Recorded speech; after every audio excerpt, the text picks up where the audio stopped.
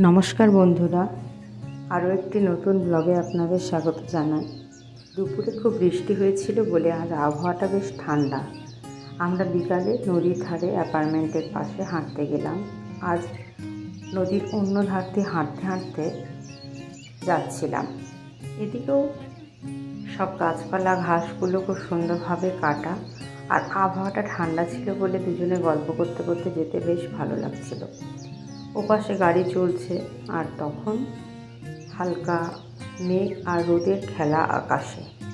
এই জায়গাটায় এলে সত্যি মনটা খুব ভালো হয়ে যায়। গল্প করতে করতে হাওয়া খেতে খেতে বিকালের সময়টায় মনটা যেন একটা সতেজ ভাব চলে আসে মনের মধ্যে।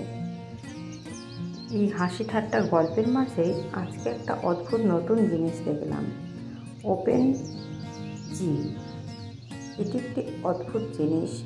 এখানে জিমের যে যন্ত্রপাতিগুলি এই ছাউনির মধ্যে পার্মানেন্টলি ওপেনলি রাখা আছে।